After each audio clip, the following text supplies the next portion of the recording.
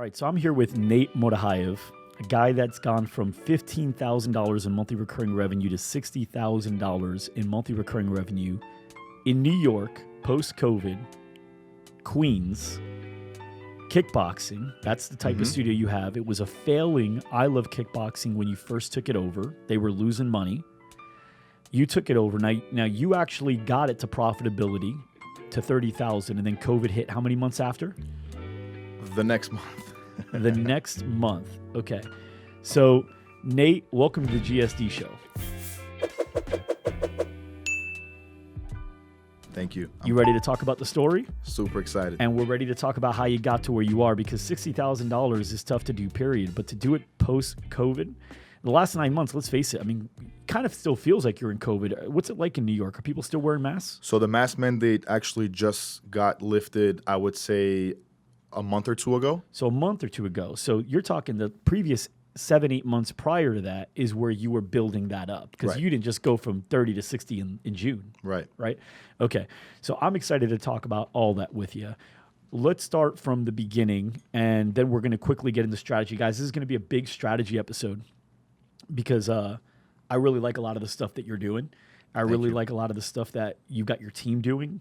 And that's, I truly believe, why you've gotten so successful and why you're going to blow 60K out of the water over the next 3 to 6 months. Okay? Thank you. I think you know that too. Yep. Yeah. Okay. Just based on trajectory and where you're going. So why did you even buy this studio? It was failing. I know that a lot of people do like buying failing businesses when they know they can fix it. But what was your intention? What did you see? So my story is actually a little bit funny. I took it over from a family member that was the owner of that studio. Okay. He was looking to get out and convincing me to go in. Long story short, I kind of had a partner in the beginning as well, and my partner at the time talked me into it too. Super nervous, never really ran a business before. I've done business things, but not actually run a physical small business.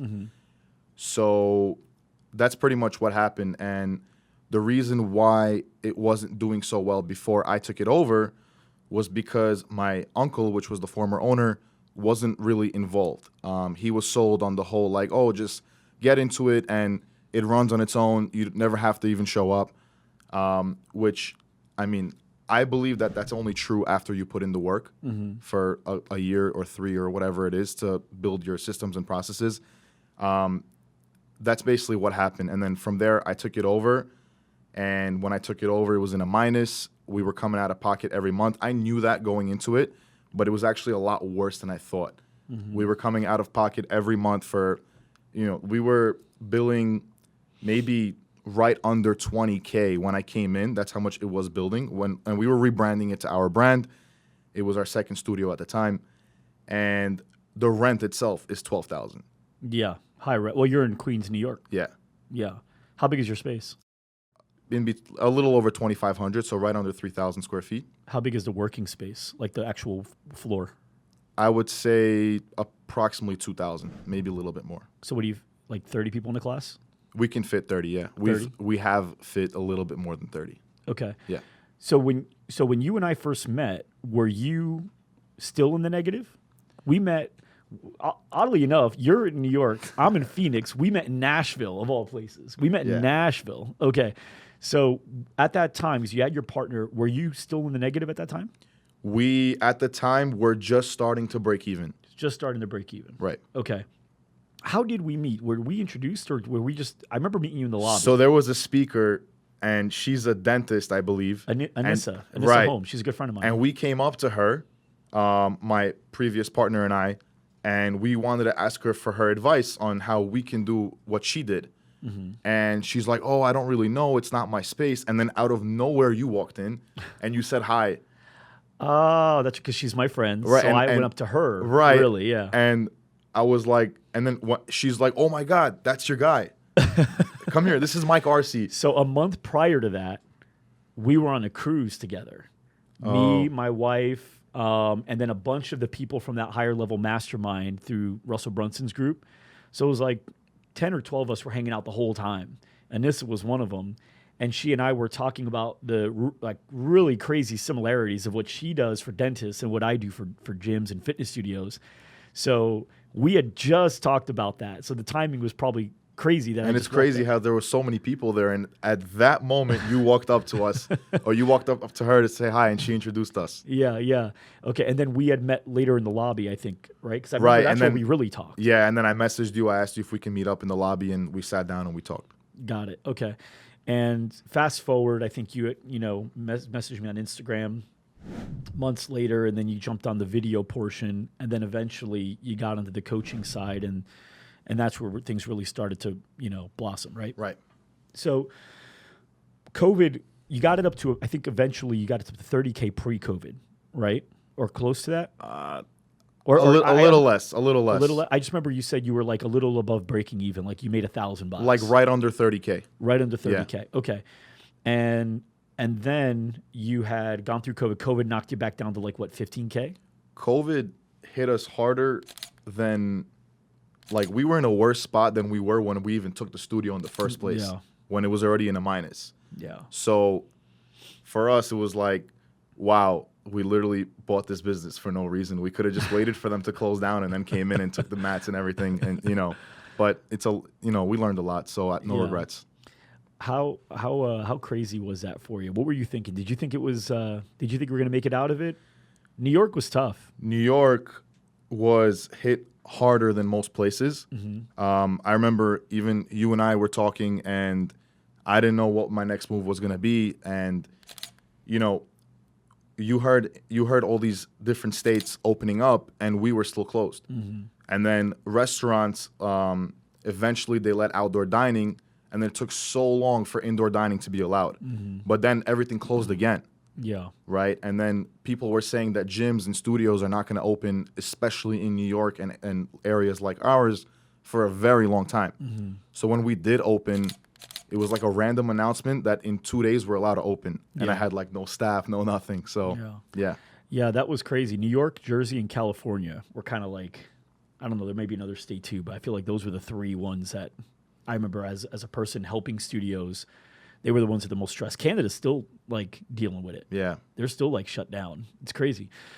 So once you got out of COVID, what was it like? You had a mask mandate still and limited capacity. And how long did that last before you were able to go like normal? So the mandate, I would say everything probably lasted about 4 months, maybe a little bit more, maybe a little bit closer to 5. Mm-hmm. The biggest problem that we were having was that none of our old members wanted to come back because they were all still scared. Yeah. And we were trying our best, a little bit off topic, but even before we opened, we were trying to do virtual, and we went into the studio, like one of my instructors went into the studio to start recording. Right. Cops came in and gave us a ticket just for being inside. Wow. Even though the business was closed. So even though you weren't serving one member there, they gave you a ticket. She was there alone. What's that ticket cost? I don't even remember. I can't even believe they're writing up, like they're fining people, business owners that aren't serving a member money during a time they're losing money, doing everything they can to make it. She called me. The cop took the phone from her and made me come in 10 minutes. Wow. It was bad. That's messed up. Yeah. Okay.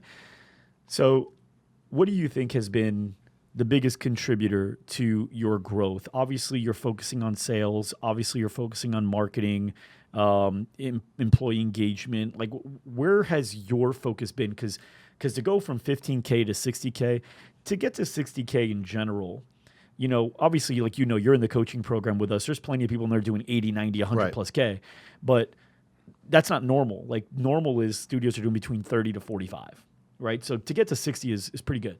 So what's been the biggest contributor for you? So, like I said, I got into LRVT, for example, right, while we were closed. I said, you know what? Let me use this time to learn as much as I can so that when we are open, I'm ready. Yeah. So I went through all the trainings. I went through, everything that I can find. When we opened, obviously we had so many obstacles, but day by day, you figure out one at a time. And when you have the right training for not only for yourself, which is also very important, but for your staff, it's a whole different ballgame. Mm-hmm. And I'm not trying to sell loud room or guys, anything. just so you know, this wasn't meant to be a testimonial. No, I'm not like doing that on purpose. It's really what it is. It's the real answer to your question. And then when you're involved as well, one of the biggest lessons that I learned is you have to really be involved in the business at first until you're doing a certain amount, until your systems and processes are in place a certain way. Then slowly you can start stepping away and focusing on growing, whether that's opening more studios and stuff like that. But that's pretty much what it was. You know, we went through different managers, we went through instructors. My biggest obstacle was, besides growing the members, was even having employees, because in New York, even right now, they're still extending unemployment.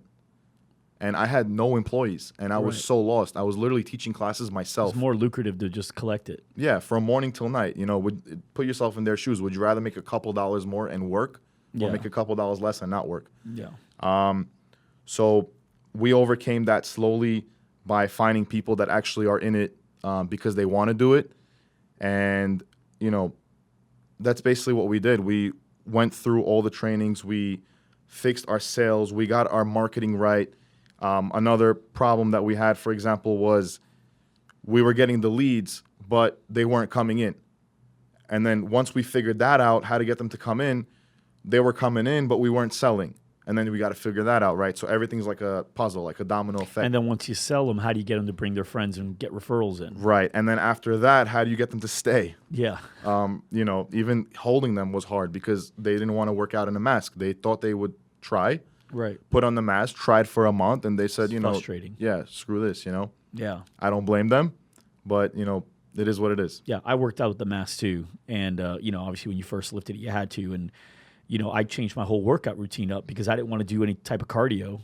I just wanted to lift, because lifting, I can easily control my breath. Yeah. But doing HIIT style stuff like that, that's got to be frustrating. Yeah, I was lifting in the gym, and that was even hard. And I was thinking, oh my God, how is that person on the treadmill doing this right now? Like I think we were seeing videos of you lifting outside just to be able to not have a mask on. Yeah. My friend and I, we put a gym together in his backyard. Yeah, I remember seeing that. Okay, so I love that you focus on the sales stuff and getting them in. I mean, you focus on all the right stuff, getting leads in, closing them, getting the referrals in, and then getting them to stay. Where do you think out of those four, getting leads in, getting them to buy, getting referrals, and getting them to stay, which one do you think you focus on the most and or got the best result from? So I would say that the biggest thing that we put our dedication to right now is mostly getting the leads to show up and selling to them. Okay. So I'll explain. Basically, we ran in the past paid ad and a free ad, right? So either 3 classes for $19.99 or 5-day free pass. Mm-hmm. We tested both. The benefit of the three classes for $19.99 was the show ratio was very high. Mm-hmm. Okay. The problem was the cost per lead was very high too. The volume was low. Right. Very low. And they were a little bit easier to close on a membership too after, because they were already invested. They liked it, right? Then we tried the 5-day free pass. We had so many leads, but they weren't picking up the phone. They weren't showing up. Mm-hmm. Even the ones that were showing up, they weren't like 100% dedicated. It was hard to close. So what we implemented recently was we learned how to take a free, someone that got a free pass and turn them into a paid. And I'll explain. So let's say you signed up for a free pass, right? Mm-hmm.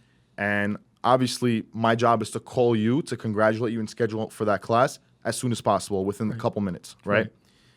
You get a phone call from me. Now, not only am I going to schedule your class and congratulate you and all that, I'm going to literally give you like a fitness assessment over the phone and get to know you. So now it's not a 3-4 minute conversation. Oh, Thursday, 7:30. Okay, see you then. Bye. Right. It's like, what are your goals? What are you looking to achieve? What have you done in the past? What gym did you go to? How come you didn't achieve those goals? Why did you choose kickboxing? You know, how did you hear about us? What we learned from that is that now they're mentally invested instead of financially. The show rate went up drastically, but it still wasn't good enough of where we wanted it. Then we got an idea. I actually got this idea from my coach, Amanda, with Loud Rumor, and I tweaked it a little bit. Now, after we do all of that towards the end, all right, Mike, I'm so excited. We got you all set for the 7:30 class. One more thing I need from you. So before COVID, we used to give out a pair of loaner gloves for everybody to borrow. But since now, because of COVID, we want to keep everybody safe.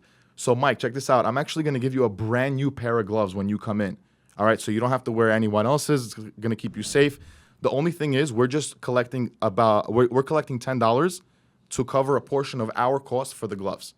All right. So whenever you're ready, I just need your credit card. Again, the class is absolutely free. The gloves are yours to keep whether you sign up or not. Most of the times, they don't care. They'll pay the $10. Yeah, because they're getting gloves for it. There's a tangible take right. that they know they're going to need anyway. And they get to keep it whether they sign up or not. And the gloves cost more than that. And they know that the gloves are more than $10. Like I think the average person has a good sense and can assume gloves are probably $20 to $30 or more. Right. Now, the goal is not to collect the $10, to make money out of it. We're not really making money. I couldn't care less about it. The goal is to make them show up. Right. And because now they got to get the gloves. Yeah, our show rate went through the roof. Really? Through the roof. Everyone's showing up. So you got the volume of free, and then you got the show rate of paid. We figured out how to get the best of both worlds. That's pretty cool. So what's been your best month in the last few months as far as new members? We're pretty much consistent the past 5 months, hitting almost 90 members new a month. 90 new members. That's not net because we lose some too. Of course, yeah. But about almost 90 new sales. Right under 90 new signups a month. Yeah, high 80s. That's really good, man. What price point? Between $149 to $199. What's the difference? What would I get from one or the other? So $149. So there's a $99 sign up fee that everybody pays. Is it a legit sign up fee or is it like? So I'll explain the whole thing. Okay. There's $199 to sign up. That's just a sign up fee. Okay. For the membership, you have 3 options. If you're doing a 1-year commitment, it's only $149 a month. I'm basically just selling it to you as if I'm selling it to them. Yeah. If you're doing a 6-month commitment, it's only $169 a month. But Mike, if you're the type of person that wants to go month to month, you don't want to commit yet, you want to try it out first, we have an option for that too. So the month to month is $199. You can cancel anytime with a 30-day notice. Now, if you sign up today, because don't forget, they came on a 5-day free pass. Right. So we want to get them right now. If you sign up today, we take $100 off. This is a no BS discount that we offer to everybody. And actually, most of the people in the class today that you just took the class with, almost all of them took advantage of that. So I'm sure you probably want to as well. So Mike, out of these 3 options, which one do you think would fit you best? So it's $100 off the enrollment fee, right? Right. It's off the enrollment fee. And the enrollment fee is normally $199? $199. Have I charged it? Yes. Do we usually charge it? Not always. But almost everybody pays the $99. Yeah, because you're taking $100 off, right? So now I pay the $99, and then which one do they typically pick? Lately, it's been the $169. It kind of changes. The 6-month, yeah. Before, I would say the most popular one was the $149. But I always lead with saying the $149 is the most popular one. That's the one that most people pick because I kind of want them. I want the commitment. You want them to do the 12 month. Yeah. Have you seen my decoy effect stuff? Yes. How come you're not using it? Have you tested it? That's why I'm here. I'm going to figure that out with you today. Okay. So the way it works when you create your pricing, you don't want to create your pricing based on what the world does because most of the world does whatever they were trained by being a consumer. For example, the average person, if they were to answer the phone, let's say they work at Tony's Pizzeria, how do you expect they're going to answer the phone? Tony's Pizza, this is Tony speaking. How can I help you? You're probably right. And if they work at Joe's Ice Cream Shack, how do you think they're going to answer the phone? Joe's Ice Cream. Yeah, something similar, right? Joe's Ice Cream, how can I help you? Joe Ice Cream, this is Joe speaking. Joe's Ice Cream, Joe, how can I help you? Right? So it's one of those ways. Who taught him that? The world. The world as a consumer. And so when we look at our pricing, a lot of times people don't actually take consumer psychology or consumer buying patterns into consideration. They don't even think about it. They just go, well, typically, what would I pay? Like, what would it look like for me? And so obviously this makes sense. You got to make them reasonable. So we got a $149, we got a $169, we got a $199, and they're proportionate to the value, right? So it's 12 months, 6 months, and then month to month. Well, the problem with that is you're right. It is proportional to value, meaning all of them are good options. None of them are bad options. They're all good options. So if you ever get somebody say, can I think about it? Well, they're not BSing you. Sometimes, most often, if all other things are done right, objections are smokescreens. They're not real. They're smoke screens. But sometimes they are legit. When you create an option or a set of options that all make sense, they're all good options. You make it harder for them to pick. They might have to think about it, right? That might actually be something they have to think about because you can see your program quickly and all, but to them, they're like, Am I going to come once a week? Am I going to do twice a week? Am I going to do more than twice a week? What days would I go? Well, we got the kids with soccer. We got this. So they're not thinking about the value. They're thinking about their schedule and how it fits into these three options. What you want to do is squash all that, and you want them to really just think about the value. So if you were to, let's say, go, hey, look, we've got three different options. We've got a month-to-month option. We've got the now, you shouldn't say anything, by the way. You should just flip the paper. By the way, that's important. I don't believe in walking people through things because they're not listening anyway. When you walk them through it, do you show them something as well? It's a whole presentation. So here's the thing. Imagine I was going to do that to you. Imagine you were considering signing up for this new coaching option that we've got, and there's three options. And I flip it around, and you look at it, and now I'm talking to you. Are you really hearing me, or are you kind of reading at your own pace? Are your eyes just going wherever you want them to go? Right. You're right. So you're half listening to me. The only thing you're hearing are buzzwords, things that may pop up, and then you can rewind back and go to whatever I said. But I'm not priority. Your eyes are priority. So they're going anyway. Now, if you're reading and I'm talking at the same time, you got two sets of information coming in, even more hard to think about it. Because now it's hard. And if I'm guiding you through it, hey, now if you do this one, or I recommend this one, I do this one, it's too much, right? So now I go, what do you think?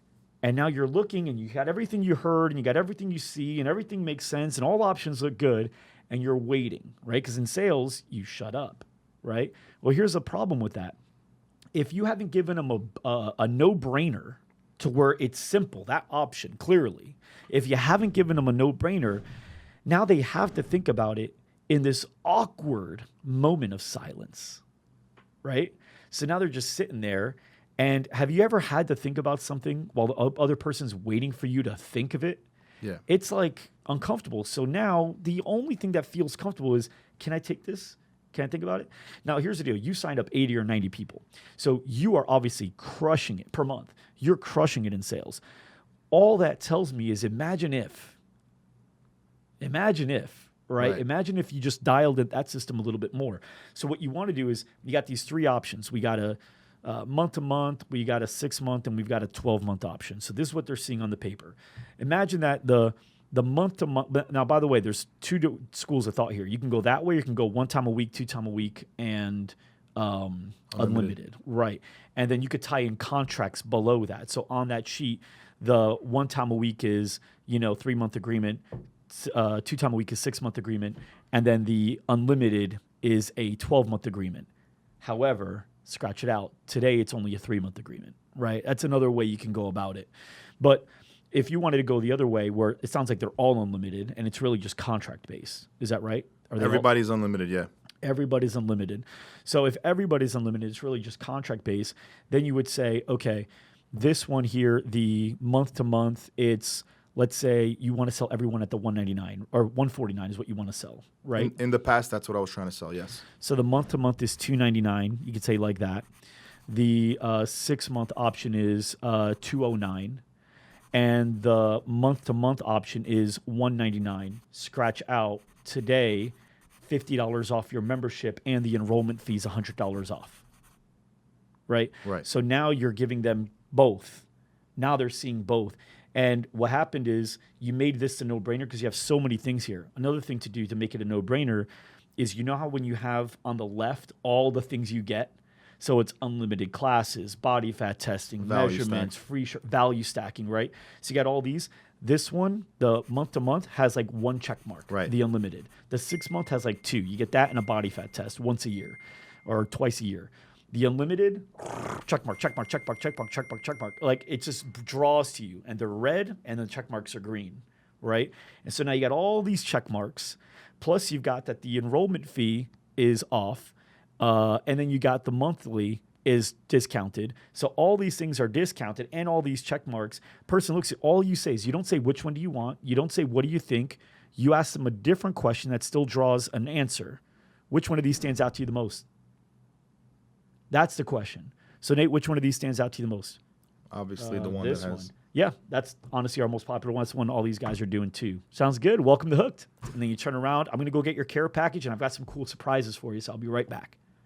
Right? And then you get them going from there. So The trick is, how do you get it so that it's a no-brainer? Because if it's a no-brainer, the I need to think about it shouldn't come up. Unless it is now truly a smokescreen because they didn't like your class. And then in which case, now you got to learn what the real objection is. Were you on that call where I did what's the real objection? Yep. The spousal one that you were talking about. Spousal one. For those of you guys that are watching or listening, if you haven't seen it, that's the most recent episode, Overcoming the Spousal Objection, which in reality, I just show that there's any objection, this is going to work. Cool. So now, is that helpful? I know we're probably going to go in the other room after, and we're going to talk more about it. Yeah. So I actually, it's exactly what I wanted to do moving forward. Okay. I remember even your value stack video, free gloves at 6 months, second free pair of gloves, and all that stuff. So I wanted to figure all that out. Yeah. So we'll do that together later after the show. So sounds good. So okay, so you obviously you got a really good pricing model. We're just going to make it a little bit better. I say it's still really good because you're still closing 80 to 90. So I'm not going to argue with you that it sucks because you're closing 80 to 90 new members a month. You're doing a lot of things right. Okay. Are you getting referrals at the point of sale? We are not. How are you selling so much without referrals? Where are you getting all your leads from? So it's mostly, well, again, not trying to sell Loud Rumor, but they're doing our advertising as well. It's 80 to 90 sales. So we have a great Instagram. We get at least 3, maybe to 5 DMs a day of people. Let's talk about that. Let's talk about that. Okay, because the Loud Rumor stuff's cool. I talk enough about that. People are sick of me talking about it. So 3 to 5 DMs per day on Instagram. Approximately, yeah. Approximately. Meaning like every day you're getting at least 3? Yeah. And you sometimes get more than 5? Yeah. What are you doing? When you get these DMs, are they asking you what it costs to be a member? Okay. So first of all, in our bio, we have our whole thing, best class, to whatever it says over there. I don't remember. You guys can check it out, hooked_queens. But then over there, I also have in big letters, DM us, hook me up for a free class. Right? Wow. So our whole page, not right now because I removed stuff for now because I'm changing it up, but we have a lot of like nice edited videos. Where'd you get that idea? It's a good idea. Simple, so stupid and simple that I can't believe I didn't think of it, but yeah. So I had an employee, she doesn't work for me anymore. I had an employee that she was one of my instructors, and she went to school to learn how to do videography, editing, and all that stuff. So while she was working, because we have a few instructors on shift, she'll get some B-roll, do some editing, and I had her give me an edit like every week to post, every week. Yeah. The reason why she doesn't work for me now was because a production company found her videos on our Instagram and hired her. Oh, they took her, huh? Yeah. So I'm working on finding somebody else. That happens. You can maybe get with McKenna after this. There's some outsourcing options too. Right. So that'll be something McKenna might be able to help you out with. So okay, so you say hook me up, but obviously you got to have a good amount of people coming to your page in order to have 3 to 5 a day message you. So what are you doing on Instagram? I don't have it on my phone right now. Can you have it? Can you pull it up? I'll pull it up for you. I don't have Instagram or Facebook on my phone, and today it showed me that I probably could get value out of it, but I know I get more value by not having it. Here you go. All right, let's see. Can we get a zoom in? Is there any way? No. Let's see. All right, so you got 19,000 followers right now. The best workout and results in New York City, Fresh Meadows, 185. Okay, so you have the address. And so 2 locations then, right? Mm-hmm. Is that what it is? Okay. And so you open up a second? Second location, I'm involved. I'm not full owner, but the Fresh Meadows, I'm full owner. That's pretty cool. Okay. DM us, hook me up for a free class. Okay. And then you have edit profile. Oh, no, this is because you're the... right. Yeah. So you have call. Okay, so people can call you right there. And let's see what kind of stuff you've been posting. So it looks like a lot of group classes. That's pretty cool. So they're well done.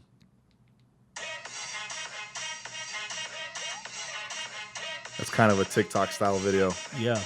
Do you do a lot of stuff on TikTok too? We don't, no. We just did a TikTok style on the Instagram, but that's something that I want to start learning soon. Kid classes. Yep. How do these do for you? Oh my God. I want to tell you all about it. Okay, we're going to talk about that.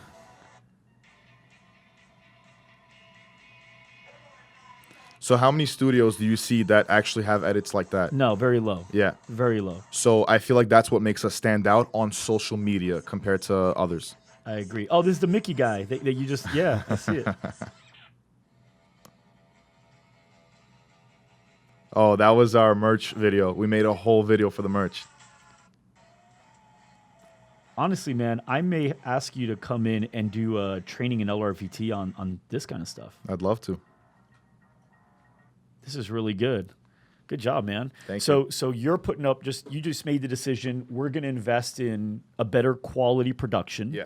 And we're going to post consistently. How often do you aim to post? So right now we're not posting as consistent because I just lost her. But Yeah. I'm at the time we were doing about one a week, maybe one every other week.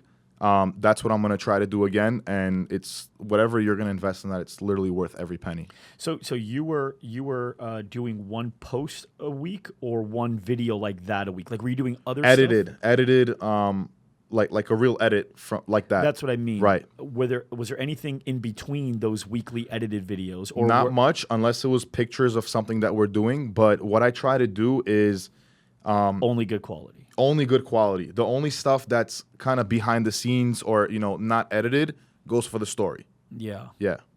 That's pretty interesting.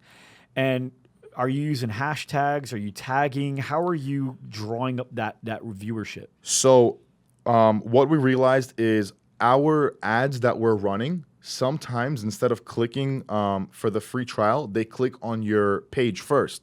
Because, that's kind of what I would do, too. Every time I see an ad that looks interesting, I click on the page. I want to see what it's about before you get redirected to a funnel or another website landing page. And that's kind of why I wanted to make it high-quality stuff, because that's the first thing that somebody sees. So you're running ads on Instagram knowing that they're going to click on the page, and then you just want to make sure everything on the page look badass. Right. And give them a reason to follow. And all of our members follow us as well. Between both studios, probably right now, maybe 800 members. Well, because they're in these videos where they look like badasses, right? Because they're highly done. Like they repost it on their social media. All their friends follow. When you do this over time, you grow. I'm getting, if I don't go on Instagram for a day, like literally one day, not my personal one, but the hooked one, I'll open it and I'll see like 10 new followers. Wow. In one day. Wow. Not every day, but average, I would say between five to 10. Not including the messages and all that stuff. No. And then when they DM us, hook me up, they get an automated response right away. It's like a whole thing. And then it basically, in the end, it says, all right, and then it says their name. We're going to hook you up. For your convenience, we have 2 locations. Here's the address. 1, 2. Over here, it says, just leave us your name and phone number. And we'll call you right away. Don't tell them what it says. Let them go to your page and DM you. Anybody watching or listening, you got to go to the page DM to find out. Go for it. But how did you set it up so it automatically sends them a response? In Facebook, you can do it. Yeah. Yeah. So when you log in through Facebook, because I have my Facebook and Instagram linked, which is very important. Mm-hmm. So you can set that up over there in the settings if you're an admin on your page. And that automated response is going to go for whenever they message you on Facebook or on Instagram. Yeah, it's the same response. Yeah, I love that, man. So you're getting 3 to 5 DMs a day. That obviously, because I knew that we do good ads, but at the end of the day, I know that because if you're getting 90 members in a month, that means you've probably generated 400, 500 leads in order to get 90 to convert in month 1. So, and I know we're not putting out 400, 500 leads, different marketplace now. So I knew there had to be other stuff. And when you told me you weren't getting referrals from that, which by the way, we're going to talk about, we got to talk about the kids stuff and we got to talk about the referrals. So the Instagram stuff was super helpful. I'm really excited about that.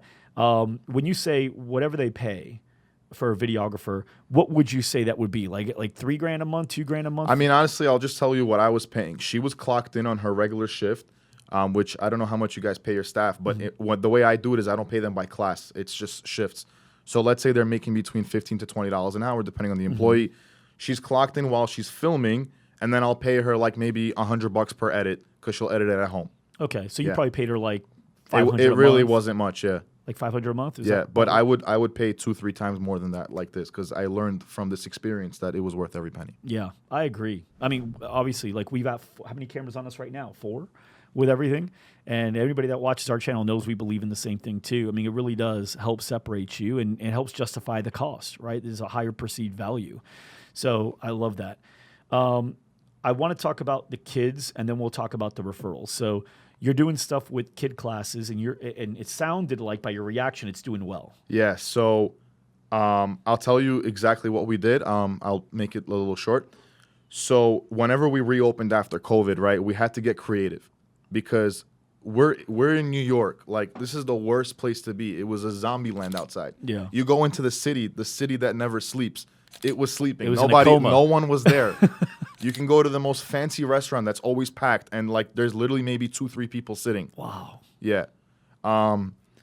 So here I'm thinking, okay, we have to make some more revenue because again, rent is $12K. Mm-hmm. Also rent is expensive by us. I have to pay my staff. And I didn't get $1 from PPP, which is a whole nother thing. Because you had just got it. Yep. So they go according to your tax returns. I didn't have any. We just opened for 6 months. Sorry, I didn't get a penny. I know, that was rough. From any loans, nothing. So basically, kids were doing school on Zoom, right? They don't have friends on Zoom. They don't have recess. They don't have gym class. They don't have anything to look forward to. The kids are home. The parents want to get them out. They're desperate. Mm-hmm. But karate and all these other things are closed. They're not really doing much. There was no swimming. There was no basketball programs. Nothing. Everything was closed. Maybe now they're like starting to reopen for camps and stuff. Yeah. Right? In the middle of the day, in most fitness studios are closed most of the times. So you had it wide open. So we don't close anymore in the middle of the day. In the middle of the day, we were doing kids classes. So we did a 3:30 class. But what did we do? We didn't just teach them boxing, right? There's a video edit if you guys want to see it too on the Instagram of what we do. It's games. They're doing tug of war. They're playing dodgeball. We're literally giving them like recess and gym that they would get on. It's like a camp on steroids. You're giving them a camp. Yeah, and the difference is, if you sign up your kids to karate, a lot of cases, and that was me when I was a kid. My parents had to force me to go because I didn't want to go 2-3 times. Maybe I wanted to go once, and then next week I wanted to go play Xbox instead. Yeah. What were these kids doing the whole time? All playing video games. The parents wanted them out so badly. So what we did was we created a place for kids where the kids were crying to the parents to make sure that they bring them. I had a kid holding on to the door, and the parent was saying, "No, I'm not leaving." Like, you should put that on Instagram. I know. I wanted to get a video, but by the time I took my phone out, they were already out. I was like, "Damn." So that's what we did, and we were signing up kids left and right at the moment we needed it most. Yeah. Because adults didn't want to sign up. What do you charge for that? Same prices. Really? Yeah, it's $149, $169, $199. Yeah. Wow. We were doing it as a 3:30 class. I mean, it's a good price. Martial arts, I'm paying for my kids $199 a month. Right.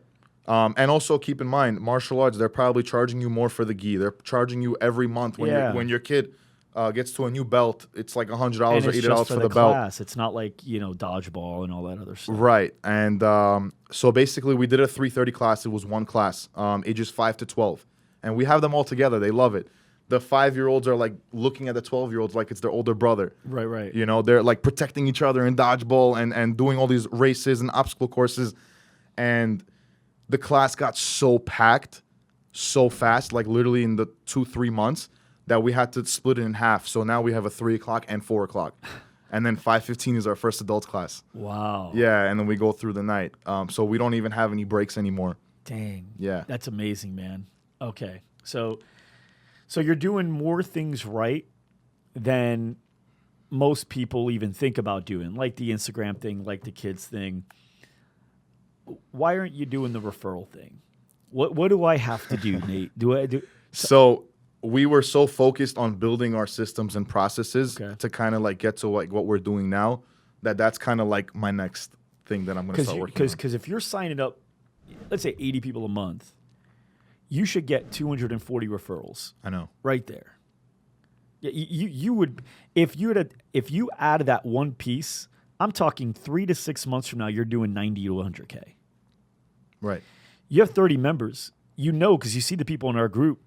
I'm sorry, people that you can fit in one class, right? There's people that have the same max capacity that are doing 100K plus. Matt's got all 7 doing 120, 130. You know? So a guy with your skills, a guy with your work ethic, a guy with your team, it sounds like as well, your creativity, the stuff that you're doing, that's like the one thing that it's like the free throws, right? Like it's like when you see amazing players and they got all the right things, but they can't hit a free throw. And it's like, just practice the free throw. Right. That's your one piece now. You get this down, you're pretty much a beast at this point. You're a beast already, but this is like an unstoppable train beast. You know what I mean? Right. So we're gonna make sure we hit on that before you leave here today.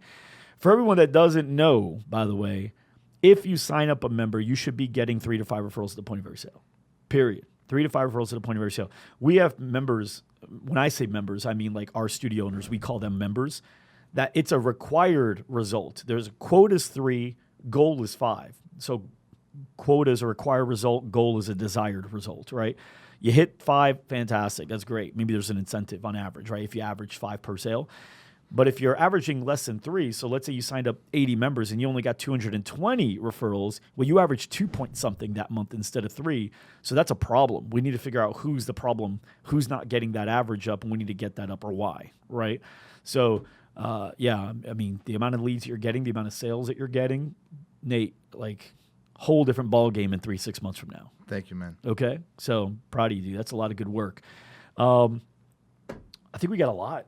We went a lot of directions, a lot of good ones too. So we got to have you back on the show after you do the referrals. I can't wait to have another episode 3 months from now, if you implement it right away, right? But 3 months from now, what a world of a difference it's made for your company and for your people. You're the way that you're selling now, Nate, you're probably going to be able to raise pricing because supply demand. So that's actually what we're doing next week, most likely. Yeah, you're gonna be able to raise because you're selling without the referrals. You're getting an 80 to 90. You add referrals, you sell 120, 130 a month. Right. What's that, like 4 a day, 5 a day, right? 4 a day. It's pretty good. Yeah, that's what we're working on next. Yeah. Okay. Awesome. Nate, thanks so much for coming on this show. Is there anything else I left out? Is there anything else we should talk about? Wait. There was one. What you said when I called, or my team called you to be on the show, what were you doing? Oh, my God. So I'm in my kitchen, about to go to the gym, putting my protein shake together. And I'm watching on my phone the GSD show of you interviewing Bedros. Sitting right here. And I'm watching that, and that's probably like my favorite, one of my favorite interviews that you've done, because like I love his stuff. I watch a lot. I read his book and everything. And literally as I'm closing it, because I put my protein shake together, I'm about to go into the car to continue watching in the car, I get a call from your team saying that you guys want me to come here for the show. I was like, how did this just happen? Like, I was in shock. I was literally just watching this right now. Well, I heard you were selling like 80 members, and I was like, we got to get him on the show. That's a worthy result of sharing how you got there. So, excellent, man. Thanks so much for coming on. For everybody watching, for everybody listening, we will see you next week.